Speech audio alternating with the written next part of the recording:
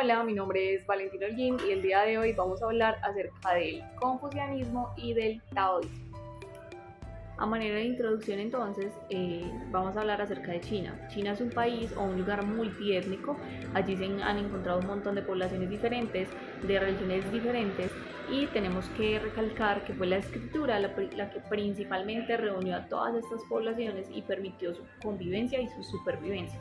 También China ha sido una población antigua que se ha caracterizado por el chamanismo, por la adoración a sus antepasados. Inicialmente tenemos al confucianismo.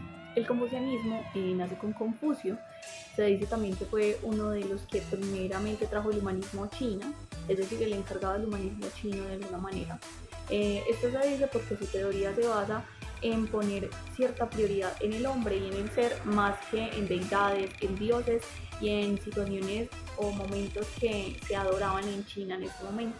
Una de las cosas que realizó Confucio en su tiempo fue que eliminó todas estas deidades, todas estas creencias populares, y lo que hizo fue decir que la única forma o la única razón o prioridad que deberíamos tener en este momento es el hombre.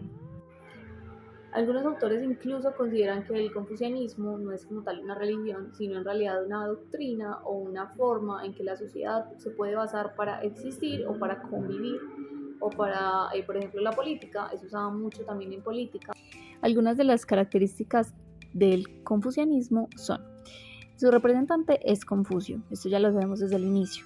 Fue desvaneciéndose el concepto de un dios personal hasta confundirse con las fuerzas naturales y con el espíritu racional propio del hombre. No se hacen alusiones al mandato del cielo, hay una ausencia de preocupaciones metafísicas, hay un límite a todo intento de trascendentalidad, ya que en caso de que se hiciera, significaría transgredir el justo medio y armonía propios de la conducta de un hombre noble. El I Ching o libro de las mutaciones es considerado como el libro canónico por Confucio y sus discípulos.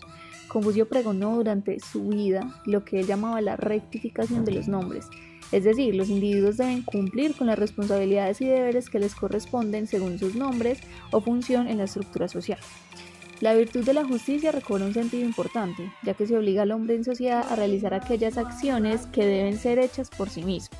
Pero la justicia de estas acciones no se circunscribe al ámbito visible de la acción, o sea, la justicia depende, básicamente. La benevolencia consiste en amar a otros, y la manera de demostrarse es cumpliendo los deberes que dijimos anteriormente. El conocimiento del Ming supone ignorar el éxito o fracaso externos, desde el momento en que se reconoce la inevitabilidad del mundo tal como existe.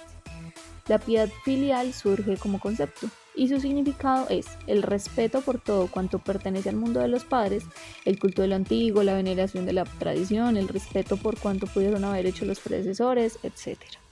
Según el pensamiento confuciano, la observancia de las formas exteriores debía conducir a un mejoramiento espiritual de los individuos. La dinastía Han ayudó en cierta medida a elevar la posición de Confucio, pero esto más que todo se hizo como con fines convenientes. Por esto, es normal ver que la dinastía Han implementa en ocasiones medidas taoístas o incluso de otras religiones. Los emperadores usaban parcialmente las ideas de Confucio con fines de obtener control fiscal y político, y esto ya lo veíamos desde la introducción. Es decir, el confucianismo viene, pero no se toma tanto como religión, sino como una doctrina para un control político y social. El confucianismo ha sido un instrumento de control y cohesión en manos de los dirigentes chinos. Por otro lado tenemos al taoísmo. El taoísmo ocurre en una aldea o un lugar de China llamado Sichuan, donde un ermitaño tuvo una revelación del Lao, del Altísimo Señor. El pueblo en ese entonces no respetaba la bondad, no era un pueblo, digamos, que respetara al otro, sino que al contrario se dedicaban a la adoración demónica. Por tanto, lo que le pidió Lao a este ermitaño era que cambiara todas estas situaciones que estaba viviendo la sociedad, llenándolas de fe. Entonces, en el taoísmo, las características que tenemos son que se basan en el yin y el yang, los cuales en un conjunto simbolizan el modo en que discurren y suceden los acontecimientos en el universo. Representan algo así como ser y no ser. Se mencionó el yin y el yang por primera vez en el Tai Chi Tu. El yin y el yang no son fuerzas, no son energía ni manifestaciones, sino cualidades comunes a todos los fenómenos del universo. El yin y el yang son principios casi opuestos, pero no son antagónicos, por ello la mejor palabra para describir su relación es que son inversos.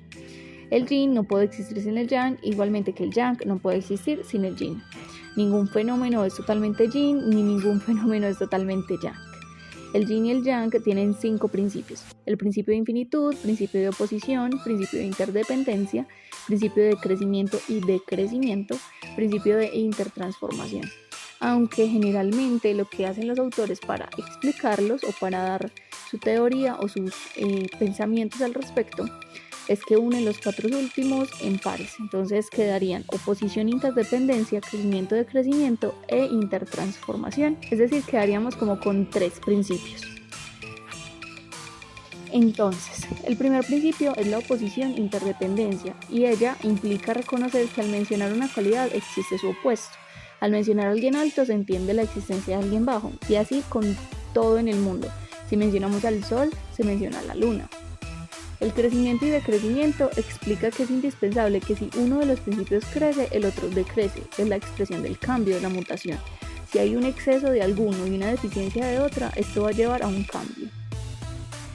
La intertransformación sintetiza la mutación, el surgimiento de un fenómeno diferente y nuevo a partir de otro. U otras palabras que se pueden utilizar para explicarlo es que del yin podemos pasar al yang, o de una manera inversa. Adicional, es algo importante mencionar que el Tao cree en la inmortalidad, es decir, el taoísmo cree en la no muerte, por decirlo de alguna manera.